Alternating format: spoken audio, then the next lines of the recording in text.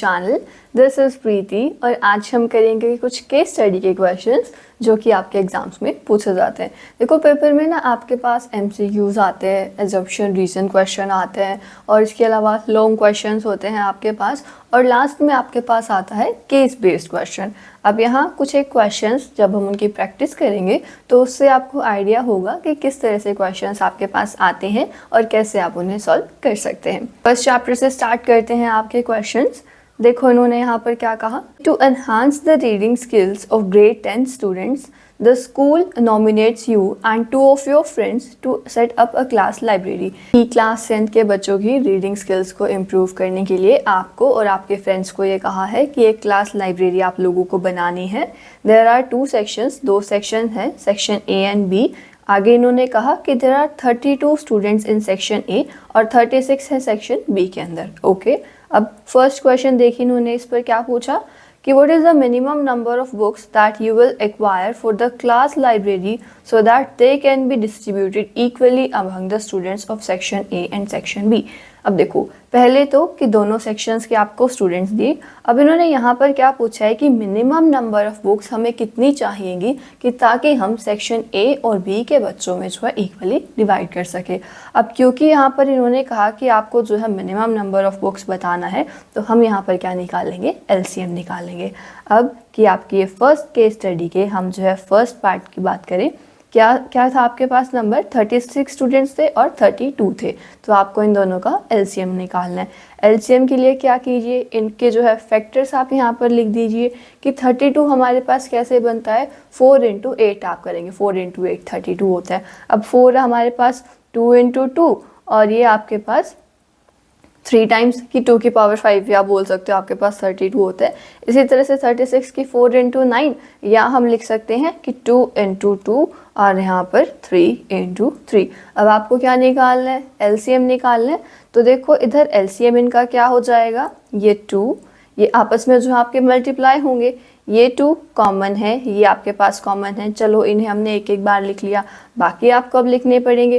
तो इधर 2 into 2 into 2 और ये दोनों 3 आपके पास, ये यहाँ पर आ जाएंगे। तो ये तो 2 की पावर 5 हो गया यहाँ पर, यानी कि ये 32 हो गया और ये आपके पास 3 into 3 आप करेंगे तो ये हमारे पास 9 हो जाएगा। इन्हें मल्टीप्लाई करोगे तो 9 into 2 18, ये 1, 3 into 9 27 और वो 1 कैरी, तो ये आपके पास 288, यानी कि हमें जो है मिनिमम 288 बुक्स चाहिए होंगी ताकि हम दोनों सेक्शन के स्टूडेंट्स में इक्वली उन्हें डिवाइड कर सकें। नेक्स्ट क्वेश्चन देखिए, आगे इन्होंने क्या कहा, if the product of 2 positive integer is equal to the product of their HCF and LCM is true. तो आपको 32 और 36 का HCF बताना है। यहाँ पर क्या आएगा, देखो ये हमने पढ़ा भी था कि जब आपको 2 नंबर्स दिए हों तो उनके जब आप LCM HCF का प्रोडक्ट करते हैं तो वो उन दोनों नंबर्स के प्रोडक्ट ही इक्वल आता है। अब इन्होंने बोला कि इसका HCF बताओ इस रिजल्ट का यूज़ करके। देखो हमारे पास क्या होता है कि LCM इंटू HCF जब हम करते हैं तो वो हमारे पास नंबर्स के इक्वल आएगा, यानी कि 32 इंटू 36 आपके पास आएगा। अब LCM आपने अभी अभी निकाला यहाँ पर 288, इधर आपका HCF आ जाएगा और यहाँ पर कि 32 इंटू 36।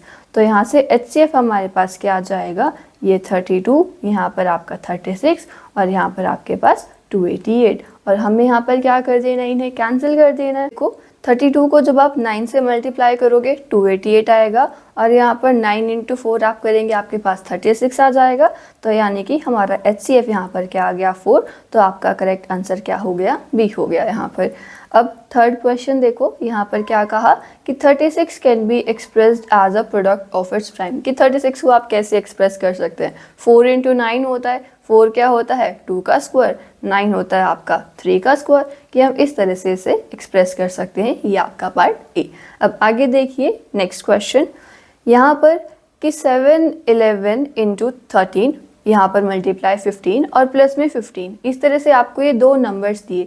एक तो नंबर है आपका ये 7 से लेकर 15 तक और दूसरा नंबर अगला आपका ये 15 जो ऐड में है। अब बोला कि ये कैसा नंबर होगा, देखो यहाँ पर हम क्या कर सकते हैं, 15 कॉमन ले सकते हैं। आपके पास क्या बचेगा, 7 into 11 into 13 और यहाँ पर आपके पास बचेगा 1, कि हमने इस नंबर को इन दोनों के प्रोडक्ट्स में लिख दिया। अब ये आपके पास यहाँ क्या हो जाएगा, उससे कंपोजिट नंबर हो जाएगा कि ये हमारे पास क्या आ गया, कंपोजिट नंबर आ गया। ठीक है, अब अगला क्वेश्चन देखो कि if p and q are positive integer, p और q पॉजिटिव इंटीजर हैं सच दैट कि p की वैल्यू तो इन्होंने क्या दी, ab का स्क्वायर दी, q की वैल्यू इन्होंने क्या दी, a का स्क्वायर b दी, तो आपको इनका एलसीएम बताना है। देखो ये आपको यहाँ पर क्या दिया कि ए बी का स्क्वायर है हमारे पास, क्यू हमें क्या दिया, ए स्क्वायर बी दिया। अब आपको क्या निकालना है, एलसीएम निकालना है। एलसीएम में तो कि आपके यहाँ पर जो भी फैक्टर्स आएंगे वो आप लिखोगे, तो आपके पास ये ए स्क्वायर और इधर से बी स्क्वायर आ जाएगा कि ये हमारा जो है एलसीएम। देखो एलसीएम कैसे कि ये पी तो आपके पास ए इंटू बी इंटू पी था, है ना, क्यू आपके पास क्या था, ए इंटू बी। इस तरह से आपको ये पी और क्यू दे रखे थे। अब चलो इस ए को हम एक बार लिख देंगे, इस बी को हम एक बार लिख देंगे, वो आ जाएगा कि ए इंटू बी आपने लिख दिया। फिर उसके बाद ये ए और ये बी भी तो बचेगा जो कि यहाँ पर मल्टीप्लाई होगा कि जिससे ये आपका ए स्क्वायर और बी स्क्वायर बन जाएगा। नेक्स्ट क्वेश्चन देखो, आपको यहाँ पर क्या कहा कि a seminar is being conducted by an educational organisation, कि एक एजुकेशनल ऑर्गेनाइजेशन जो है एक सेमिनार कंडक्ट कर रहे हैं, where the participants will be educators of different subject, कि पार्टिसिपेंट्स यहाँ पर कौन होंगे, अलग अलग सब्जेक्ट के टीचर्स होंगे। The number of participants in Hindi, English and mathematics are, अब इन्होंने पार्टिसिपेंट्स का आपको नंबर दिया, कितने कितने होंगे कि हिंदी में 60, उसके बाद इंग्लिश में 84 और मैथमेटिक्स में 108।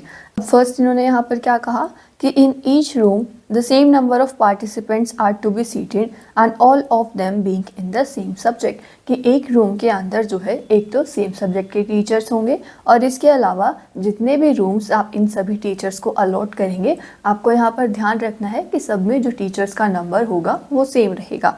अब आगे कि hence the maximum number of participants that can accommodate in each room are, तो अब हर एक रूम के अंदर मैक्सिमम नंबर ऑफ पार्टिसिपेंट्स आपके कितने होंगे। अब देखो क्योंकि इन्होंने यहाँ पर आपको पूछा कि मैक्सिमम पार्टिसिपेंट्स बताना है, तो इधर आप क्या निकाल लोगे, HCF निकाल लोगे। अब HCF के लिए आपके पास देखिए क्या क्या नंबर्स हैं, 60 है हमारे पास, 84 है और हमारे पास क्या है, 108 है। अब देखो फैक्टर्स आपने यहाँ पर इसे ब्रेक करना है। 60 हमारे पास क्या होता है, 12 इंटू 5। अब 12 को भी आपको ब्रेक करना पड़ेगा, 12 4 इंटू 3 यानी कि 2 इंटू 2, ये 4, इससे आप 3 से मल्टीप्लाई करोगे 12 और यहाँ पर आपके पास 5। इसी तरह से 84 हमारे पास होता है 12 इंटू 7 यानी कि 2 इंटू 2 4, 4 इंटू 3 12 और यहाँ पर आपके पास 7। और इसी तरह से 108 भी कि हमारे पास 12 इंटू 9 होता है, तो 2 इंटू 2 इंटू 2 और यहाँ पर आपके पास ये 3 आएगा, 2 इंटू 2 4 और 3 आपके पास यहाँ पर 12 हो जाएगा और उसके बाद 3 इंटू 3। अब इसका आपके पास देखिए HCF क्या आ जाएगा, ये 2 क्योंकि यहाँ पर सब में कॉमन है, ये वाला 2 और ये 3, तो ये 2 इंटू 2 इंटू 3 यानी कि आपके पास क्या आ गया यहाँ पर 12। मतलब कि हर एक रूम के अंदर जो है 12 टीचर्स मैक्सिमम हो सकते हैं।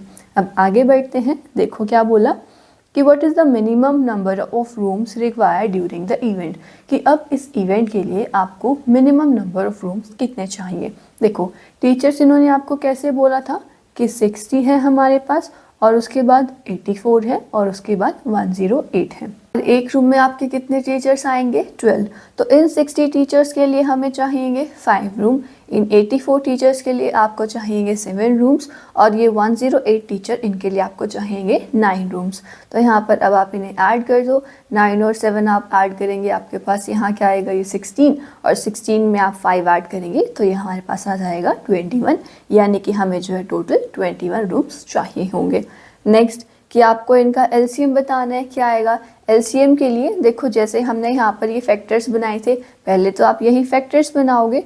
देखो एलसीएम के लिए कि हमारे पास 60 है, 84 है, 108 है, इसे आपने ब्रेक करके लिख देना है कि ये 2 इंटू 2 इंटू 3 आपके पास ये 12 और 12 को यहाँ पर 5 से मल्टीप्लाई, इसे भी 2 इंटू 2 इंटू 3 और यहाँ पर इसे मल्टीप्लाई करना है हमें 7 से और ये 2 इंटू 2 इंटू यहाँ पर आपके पास क्या आ जाएगा, मल्टीप्लाई में की 3 और साथ में 9 तो वो 3 इंटू 3। तो इसका एलसीएम देखिए आपके पास क्या आएगा, ये जो 2 है ये एक बार, इसी तरह से ये एक बार लिखा जाएगा और ये एक बार 3 यहाँ लिखा जाएगा। कि ये तो हम लिख देंगे एक एक बार, इन्हें और इन 3 को। तो ये 2 इंटू 2 इंटू आपके पास 3। अब बाकी बचे हुए नंबर्स आपको लिखने हैं, तो वो देखो क्या आएंगे कि 5 उसको मल्टीप्लाई करना है 7 से, और ये 3 इंटू 3 आपके पास ये। अब इसे सॉल्व कर दीजिए। देखो ये तो आपके पास क्या बनेगा, 12 बनेगा। 12 को हमें यहाँ मल्टीप्लाई करना है 5 से, और इधर ये क्या था 7, और ये 3 इंटू 3 आप इससे मल्टीप्लाई कर देंगे 9 से। तो 12 इंटू 5 तो हो गया हमारे पास 60, और 7 इंटू 9 आपके पास क्या होता है 63 होता है। अब इन्हें मल्टीप्लाई कर दो यहाँ से, ये 0, 6 इंटू 3 आप करेंगे 18, यहाँ पर 1, 6 और 6 36, और ये 37। तो यानी कि हमारे पास इसका एलसीएम क्या आ जाएगा 3780। आगे नेक्स्ट देखते हैं क्या इन्होंने कहा कि the product of HCF and LCM of these 3 numbers is, कि इन तीनों नंबर्स का जो HCF और LCM आपने निकाला था, जब आप उनका प्रोडक्ट करेंगे तो आपके पास क्या आएगा कि हमें इन्हें यहाँ पर मल्टीप्लाई कर देना है ये HCF से। HCF आपके पास कितना था 12 था, और LCM अभी अभी हमने क्या निकाला 3780। तो आप यहाँ पर इन दोनों को मल्टीप्लाई कर दोगे। आगे कि 108 can be expressed as a product of its primes as, कि 108 को आप इनमें से जो है किन के प्रोडक्ट में लिख सकते हो। देखो 108 हमारे पास क्या था 12 इंटू 9 था, और वो हमने कैसे लिखा था 2 इंटू 2। ये तो आपके पास 12 यहाँ बन रहा था, और ये 3 इंटू 3। तो इसे हम ऐसे भी लिख सकते हैं कि 2 का स्क्वायर और मल्टीप्लाई 3 का आपके पास क्यूब। तो ये आपके पास कौन सा ऑप्शन हो जाएगा, ऑप्शन डी, कि इस तरह से जो आप इसे यहाँ पर लिख सकते हैं। आगे देखते हैं नेक्स्ट क्वेश्चन में आपको इधर क्या कहा। A mathematics exhibition is being conducted in your school, कि आपके स्कूल में एक मैथमेटिक्स एग्जीबिशन हो रही है, and one of your friends is making a model of a factor tree, और आपके जो है एक फ्रेंड फैक्टर ट्री का मॉडल बना रहे हैं। He has some difficulty and asked for your help in completing a quiz for the audience, कि आपसे कुछ हेल्प ली उसने क्विज को कंप्लीट करने के लिए। अब आप देखो यहाँ पर जो है इन्होंने कि ये फैक्टर ट्री बनाया, इस तरह से इन्होंने शो कर दिया। अब आपको क्या बताना है, पहले तो x, y, z की वैल्यूज़ क्या आएंगी। देखो फैक्टर ट्री की हमारे पास फैक्टर्स में ब्रेक करके दिया, मतलब x आपके पास क्या है 5 इंटू 2783 है। उसके बाद 2783 आपके पास क्या आएगा y इंटू 253, और इसी तरह से 253 आपके पास क्या आएगा 11 को जब आप z से मल्टीप्लाई करोगे।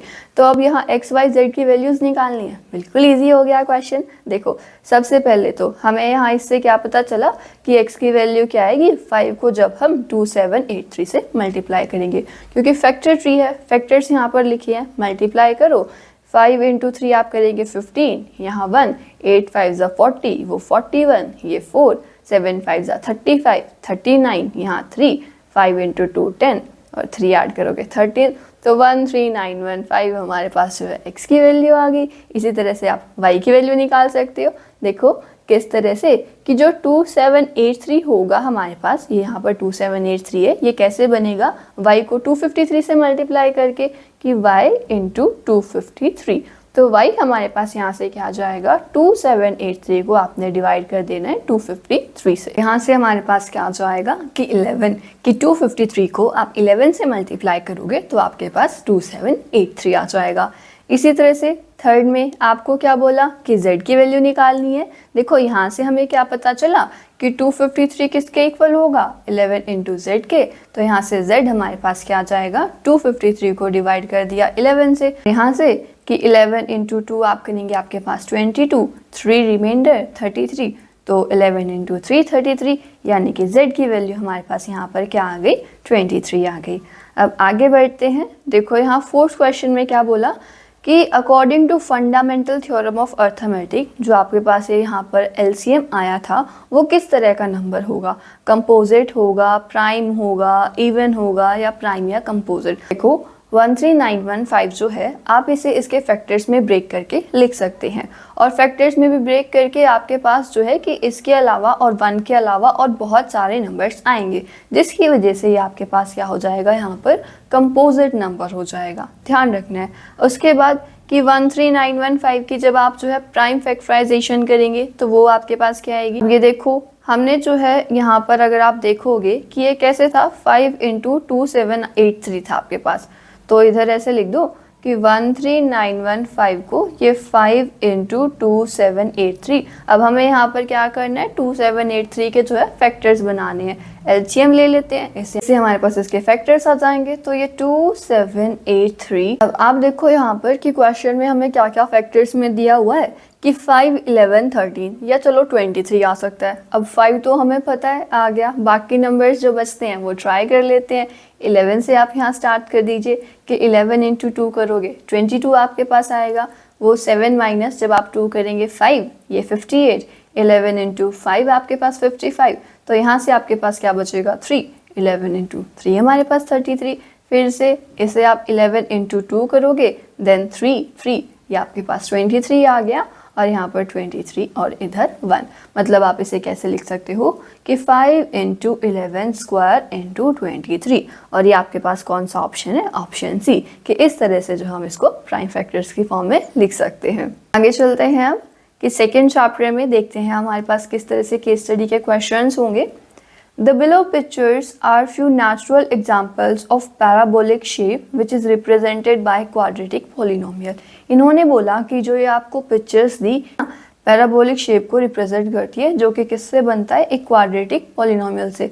देखो कि अगर इस तरह से आपको यहाँ पर ग्राफ दिया है तो पैराबोला इस तरह की शेप हो सकती है, ये ऐसे भी हो सकती है, नीचे की तरफ भी हो सकती है, ये कि आपके पास जो ये सर्कुलर शेप रहेगी, ये बस ध्यान रखना है आपने। अब देखो उन्होंने क्या बोला कि a parabolic arch is an arch in the shape of a parabola. अब एक पैराबोलिक आर्क क्या होती है, एक आर्क ही रहती है, पैराबोला की शेप में होती है। इन स्ट्रक्चर्स के अंदर their curve represent an efficient method of load so can be found in bridges and architectures in various forms. अब आप यहाँ पर जो ये पैराबोलिक आर्क है ये बहुत अच्छे से यहाँ पर रिप्रेजेंट करता है कि किस तरह से जो हम यहाँ पर लोड को जो है डिवाइड कर सकते हैं, इसको आप किस तरह से डिवाइड कर सकते हो। अब देखो फर्स्ट क्वेश्चन इन्होंने क्या बोला कि in the standard form of quadratic polynomial, अगर आप एक स्टैंडर्ड फॉर्म की बात करते हैं जैसे ax square plus bx plus c है, तो a, b और c पर यहाँ कौन सी कंडीशन होती है। देखो a, b, c तीनों आपके एक तो रियल नंबर्स होते हैं। इक्वेशन कैसे है, ax square plus bx plus c आपके पास, पहला तो कि a, b, c तीनों रियल नंबर्स होने चाहिए, और दूसरी आपके पास कंडीशन ये होती है कि a जो है यहाँ पर नॉन ज़ीरो होना चाहिए। अगर a यहाँ पर ज़ीरो हो जाता है तो ये इक्वेशन आपके पास क्या बचेगी, x प्लस सी होगा। लेकिन ये तो आपके पास क्या होता है, एक लीनियर पॉलिनोमियल होता है, ये क्वाड्रेटिक तो बचेगा ही नहीं। तो आपके पास क्या कंडीशन होती है यहाँ पर कि a, b, c कोई भी रियल नंबर्स हो सकते हैं, और इसके साथ साथ a आपका क्या होना चाहिए, नॉन ज़ीरो, कि थर्ड हमारे पास करेक्ट होगा। देखिए आपको क्या कहा कि if the roots of the quadratic polynomial are equal, अगर एक क्वाड्रेटिक पॉलिनोमियल की रूट्स आपके पास इक्वल होती हैं तो डिस्क्रिमिनेंट पर क्या कंडीशन होगी, डिस्क्रिमिनेंट ज़ीरो के इक्वल होगा। ये तो डायरेक्ट ही क्वेश्चन था, तो डी पार्ट हमारा यहाँ पर करेक्ट हो जाएगा।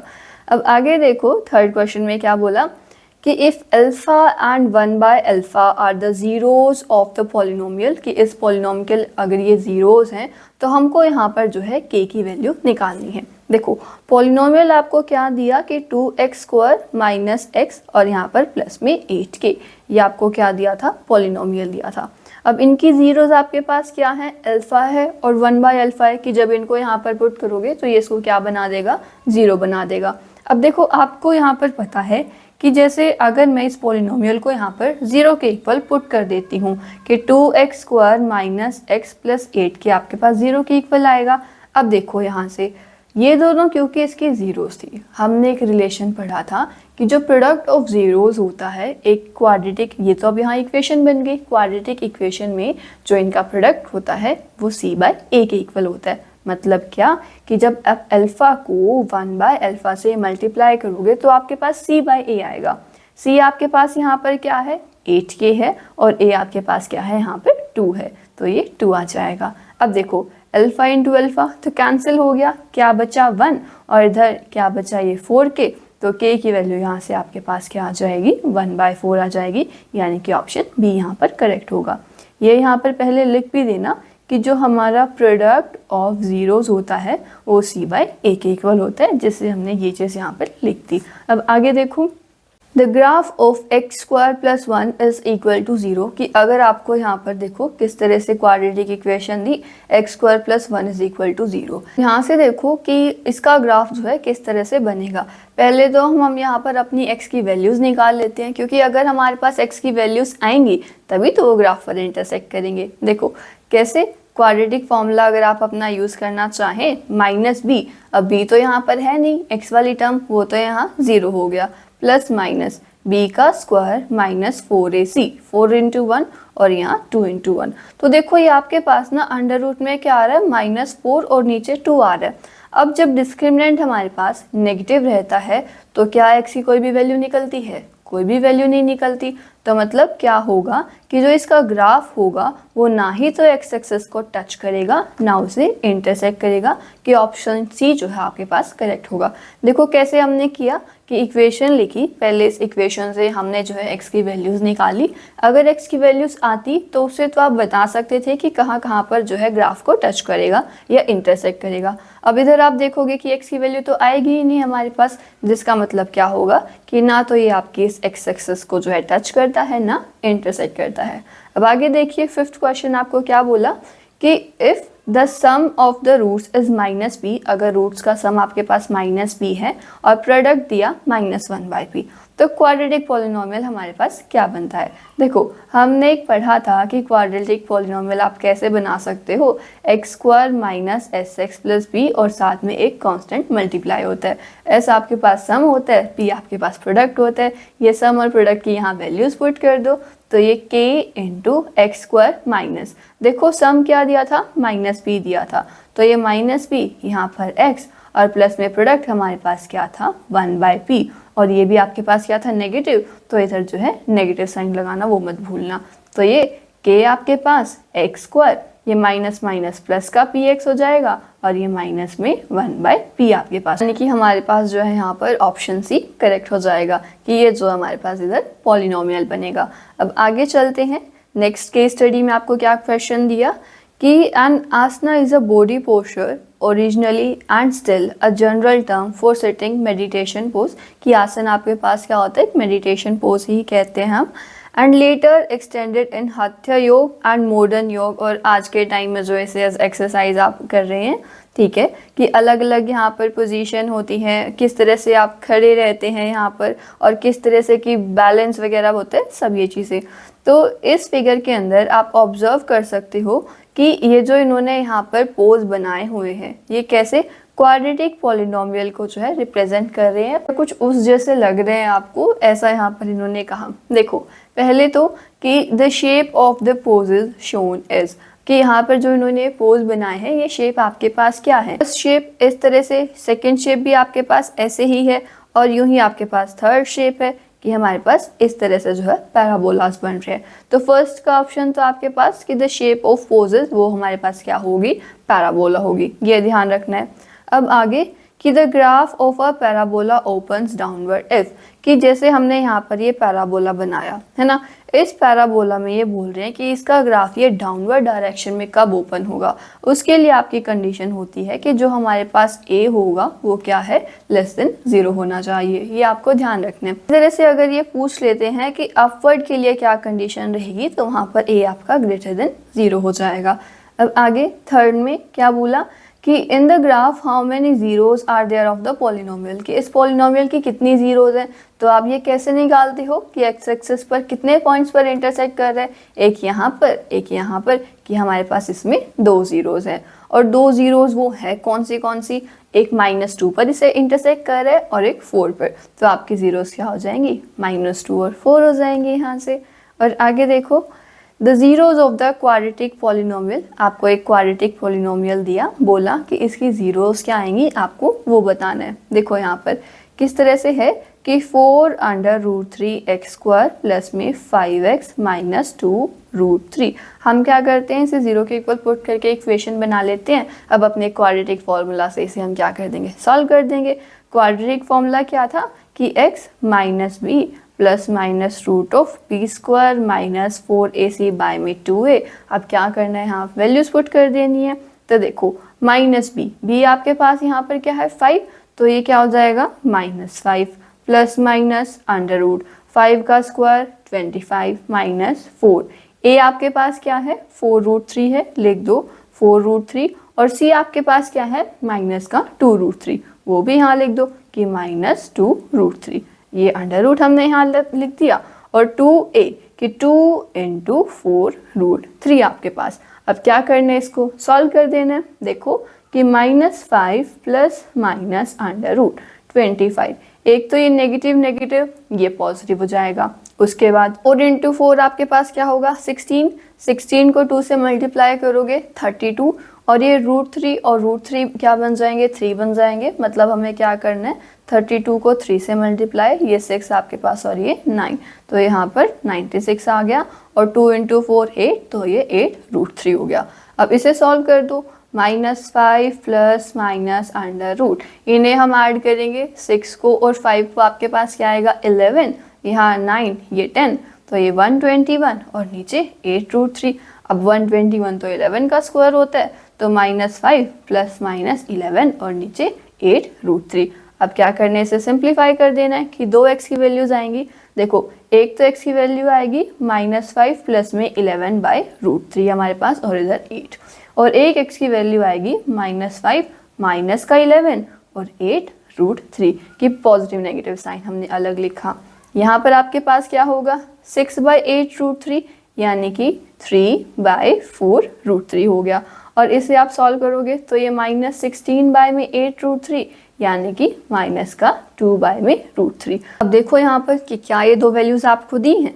देखो माइनस का 2/√3 ये तो हमारे पास है बी और डी ऑप्शन के अंदर, लेकिन जो बाकी दो आपको दिए वहाँ पर √3 √3 4 इस तरह से बन रहा है। मतलब इन्होंने इसको क्या रेशनलाइज कर दिया है। अब देखो रेशनलाइज करने के लिए हम क्या करते थे कि ये √3 से मल्टीप्लाई कर दिया, तो ये क्या होगा 3√3 बाय में 4 इंटू 3, इससे ये कैंसिल, तो ये क्या बचेगा √3/4 आपके पास बचेगा। और ये हमारा कौन सा ऑप्शन हो जाएगा ऑप्शन बी, कि ये दोनों हमारे पास जो है इस क्वाड्रेटिक पॉलिनोमियल के रूट्स आ जाएंगे। अब आगे चलते हैं, आपको यहाँ पर नेक्स्ट केस स्टडी किस तरह से है कि basketball and soccer are played with a spherical ball, कि बास्केटबॉल और सॉकर दोनों स्फेरिकल बॉल से खेले जाते हैं बिल्कुल।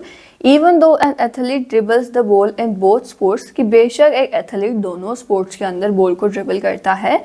अ basketball player uses his hand, कि बास्केटबॉल प्लेयर तो हैंड यूज करता है, and soccer player uses his feet, बिल्कुल।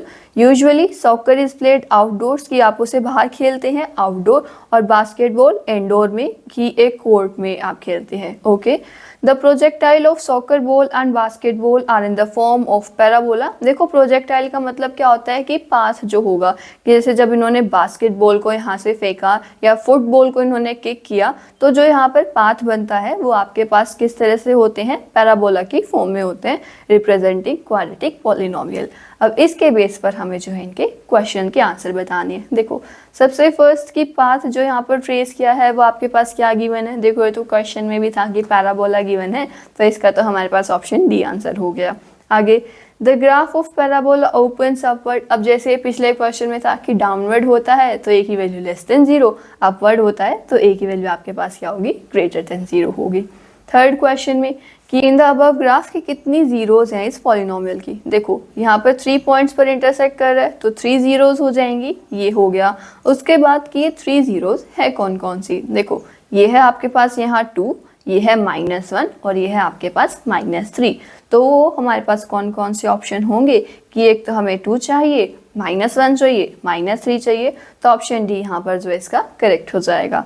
अब आगे चलते हैं। देखो फिफ्थ क्वेश्चन कि what will be the expression of the polynomial, कि जो ये जीरोज आपके पास यहाँ पर आई थी 3, कौन कौन सी -3, -1 और 2, इनसे अगर आप पॉलिनोमियल बनाओ तो वो आपके पास क्या आता है।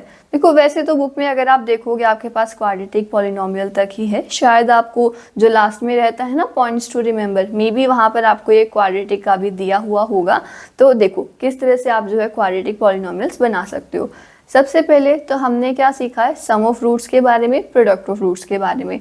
मान लो कि ये 3 रूट्स इस तरह से हैं, अल्फा है, बीटा है, गामा है आपके पास। तो जब हमारे पास ये आपको ध्यान रखना है एक क्यूबिक पॉलिनोमियल होता है तो सम ऑफ जीरोस आपके पास, सम ऑफ जीरोस क्या कि alpha plus beta plus gamma, ये तो किसके इक्वल होगा, माइनस बी बाय ए के इक्वल होगा। और अब आप यहाँ पर करो कि जो प्रोडक्ट ऑफ जीरोज होगा यानी कि alpha into beta into gamma, वो आपके पास किसके इक्वल होगा, माइनस डी बाय ए के इक्वल, ये ध्यान रखना है। और इसके अलावा एक और कंडीशन आपके पास होती है कि अल्फा बीटा को गामा को और गामा अल्फा की दो रूट्स को मल्टीप्लाई करके उन्हें हम ऐड करें तो ये आपके पास यहाँ क्या आता है, सी बाय ए के इक्वल आता है। ये 3 कंडीशंस होती हैं, इनका यूज़ करके अब आप यहाँ पर पॉलिनोमियल बनाओगे। अब देखो जो पहले तो कि क्यूबिक पॉलिनोमियल किस फॉर्म में होता है, ए एक्स क्यूब प्लस में आपके पास b x square plus c x plus d is equal to 0। तो यहाँ से आप कंपेयर करके ए बी सी डी की वैल्यूज़ निकाल लोगे जिससे आपका ये पॉलिनोमियल बन जाएगा। अब देखो ये तो हमारे पास इक्वेशन थी कि पॉलिनोमियल आपके पास ये इतना वाला पार्ट रहेगा, ये ध्यान रखना है। अब सम ऑफ ज़ीरोज़ देखो, -3 -1 -2, -3 और -1 -4 आपके पास, और ये यहाँ पर प्लस का 2 था तो -4 और प्लस का 2 आपके पास क्या हो जाएंगे, -2। ये किसके इक्वल आया, माइनस बी बाय ए के इक्वल आ गया। ये फर्स्ट यहाँ से कंडीशन। अब यहाँ पर क्या है आपके पास कि प्रोडक्ट करना है तीनों रूट्स का, 3 इंटू 2 6, ये नेगेटिव नेगेटिव पॉजिटिव, तो 6 हमारे पास किसके इक्वल आ जाएगा, माइनस डी बाय ए के इक्वल। यहाँ पर 1 है नीचे, यहाँ पर 1 है नीचे। अब ये देखो अल्फा इंटू बीटा, -3 को -1 से मल्टीप्लाई करोगे 3, -1 को 2 से मल्टीप्लाई करोगे -2, और ये आपके पास आएगा -6। -3 को हमने जो है यहाँ पर 2 से मल्टीप्लाई किया, किसके इक्वल यहाँ पर हो जाएगा, सी बाय ए के। 3 - 2 आप करेंगे आपके पास आएगा 1, -6 अब आप यहाँ पर करेंगे तो -5 किसके इक्वल आ गया, सी बाय ए यहाँ पर 1। तो देखो यहाँ से आप क्या देख पा रहे हो कि a की वैल्यू हमारे पास 1 आएगी, इधर ये नेगेटिव नेगेटिव कैंसिल तो b की वैल्यू आपके पास 2 आएगी, d की वैल्यू आपके पास क्या आएगी, यहाँ पर ये नेगेटिव इधर जाएगा तो वो -6 हो जाएगी, और c की वैल्यू आपके पास क्या आएगी, -5 आएगी, जिससे हमारा पॉलिनोमियल क्या हो जाएगा, ax क्यूब था यानी कि x क्यूब प्लस में bx स्क्वायर था तो प्लस में 2x का स्क्वायर, फिर आपके पास cx था तो -5x और d आपके पास जो कि क्या था, -6 था। तो ये हमारे पास क्या हो जाएगा इधर पॉलिनोमियल कि x क्यूब प्लस में 2x स्क्वायर माइनस का 5x और माइनस का 6, यानी कि ऑप्शन ए हमारे पास यहाँ पर करेक्ट हो जाएगा। ये थे आपके कुछ एक केस स्टडी क्वेश्चंस चैप्टर 1 और चैप्टर 2 के। आई होप आपको ये क्वेश्चंस जो है क्लियर हुए होंगे कि अगर हमारे पास इस तरह से क्वेश्चंस आते हैं एग्जाम में तो हम उन्हें कैसे कर सकते हैं। अगर आपको इनमें से किसी क्वेश्चन में कोई डाउट रहे तो ज़रूर पूछिएगा। मिलते हैं नेक्स्ट चैप्टर्स के साथ।